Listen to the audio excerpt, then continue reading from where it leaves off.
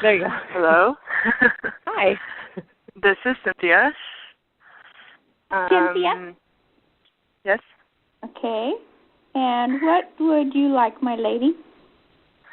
I just feel like, I feel like I've made a lot of progress and growth, but when it comes to, I don't know, it just feels like the final leg, like trying to, like everything that I want to do, like having the abundance that I desire, that it's being, that I'm resisting that, and that I know my purpose on earth and like what I'm here to do. I'm an artist, and I know that that's something that I want to do, but I keep like resisting my purpose and my mission in life.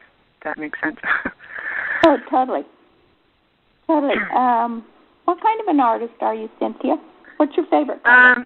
I'm a painter and draw, with pastels and things like that. Printmaking. What's your favorite color, my lady? My favorite color? Yeah, your favorite color. Red or purple.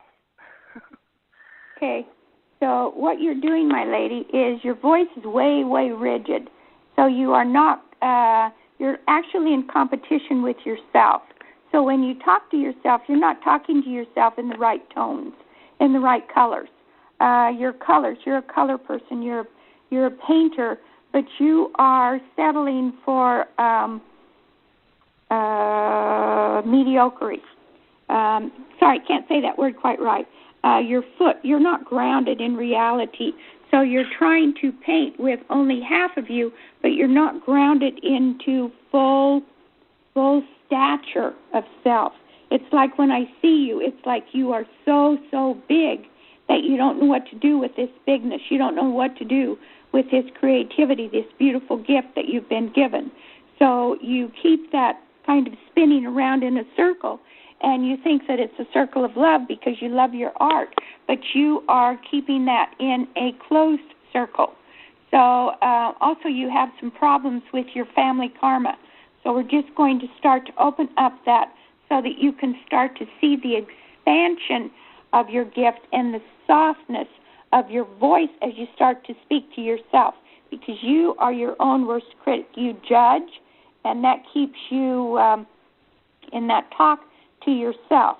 And then that right foot, boy, it's really important that you start to ground with that right foot. So Shane, let's just go through. We're going to offer this to everybody on the call. We're going to start to ground you in a new way, Cynthia. Also, your name. Do you always use your name Cynthia, or is there a shorter name that people call you? No, I use Cynthia. Okay, good.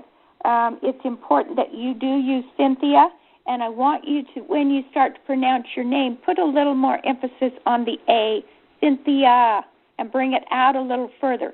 That's going to start to open up even more tone, and it'll open up your thyroid. It's going to open up your heart so that your heart can start to expand. Your heart's become kind of crusted, and so with this gift, your heart needs to flow. It needs to just be open, and so we're going to start to open up your heart, and then we're going to start to ground you. Now you're going from your base root up to your crown chakra. You're missing all of the flavors in between. So we're going to start to add all of those colors back into you and give you more flavor so that you actually can start to maybe blend your paints into a different way, start to experiment. Also, you've lost your curiosity as a child, and that happened when you were 6. So we're going to start to go back and do a retracing for just a sec and start to change that so that you can start to feel more of the energy in your hands. So you could actually be an energy worker, my lady, only you would come through with colors. So you would start to recognize the vibrancy and the tones and the energies in the colors. So, Shane, let's just open that up for her so she can start to see that. So it's like even before you get to the paint, your fingers would start to pick up the color. And so as you experiment with this, I would encourage you to just start to put that paintbrush down and maybe do some finger painting, because that's going to start to bring those colors back into you. Wow. You have a great-great-grandmother 4 generations back who was a very beautiful painter. She's been waiting all of this time to come and connect with you so that she could bring you some of her gifts and some of her talents to share with you. She has beautiful white pearl hair. So I would encourage you, when you paint, to think of a pearl, because as you think of a pearl, that will bring her vibration to you and will bring you an added security and an added safety that you need as you start to paint. You don't always feel safe in the things that you paint. So your visions get stuck quite a bit. As these visions start to open up, you're going to find that you have such an expansion of knowledge. You will paint things that other people will marvel at and will not understand, but yet they will be